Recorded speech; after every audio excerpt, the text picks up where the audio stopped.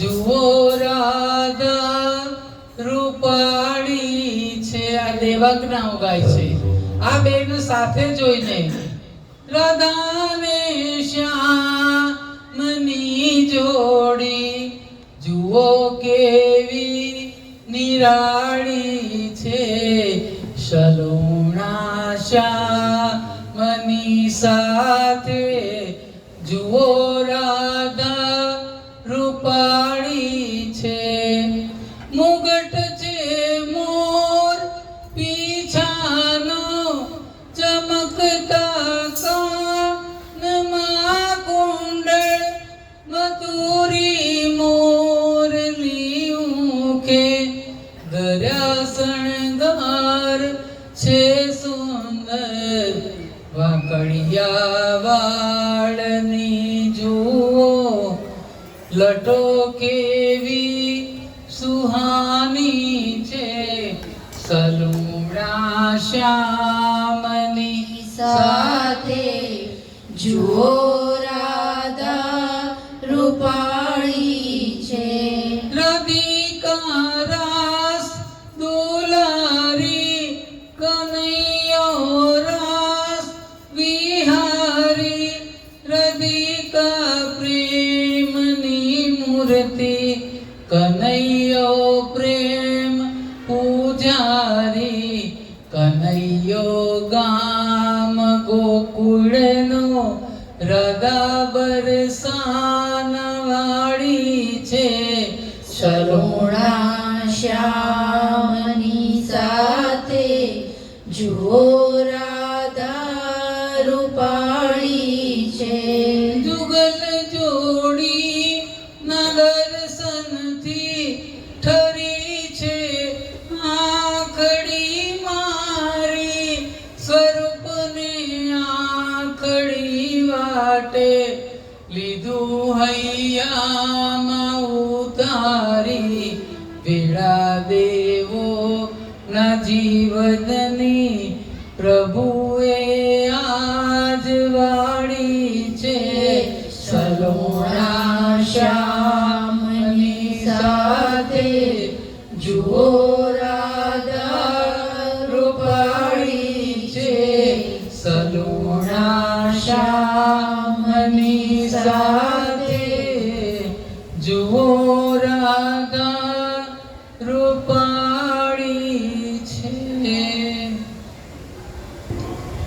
શ્રી કૃષ્ણ એવા મૂર્ખ વ્રજવાસીઓ દ્વારા થઈ રહેલી ટીકાને નિંદાને પ્રતિકાર કરવાની જિંદગીભર યાદ રહી જાય ને એવો કોઈ બોધ પાઠ આપવા શું કરવું એના ચિંતામાં પડ્યા છે.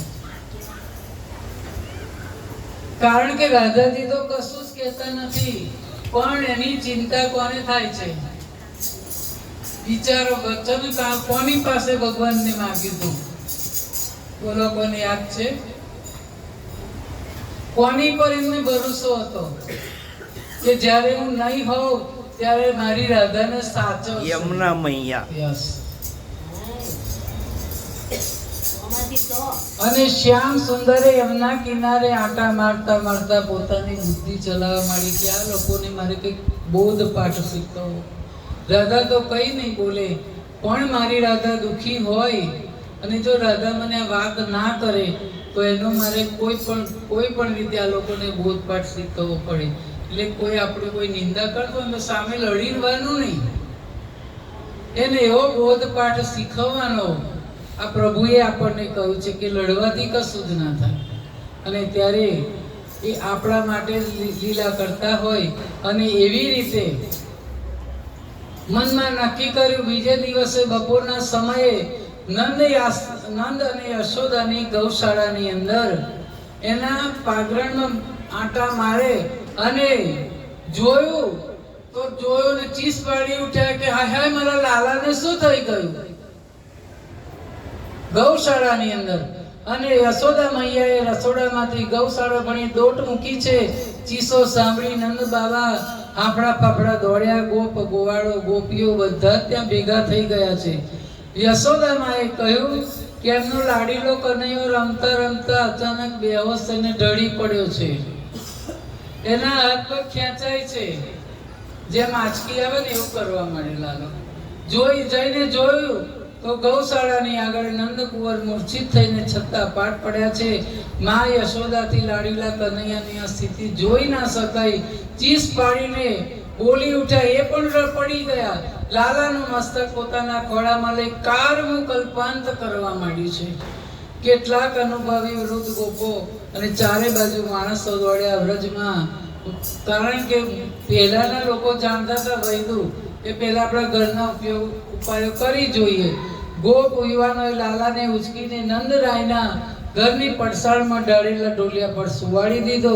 કોઈએ નજર ઉતારી, કોઈએ નજર થાળીમાં બાંધી, કોઈએ માથેથી લોટો વારીને નાખ્યો, કોઈએ કૂતરાની ચાટમાં રેડિયા ખાવાનું, કોઈએ સાવરણી લઈને માથાથી પગ સુધી 7 વાર ફેરવીને ઉજળી નાખી.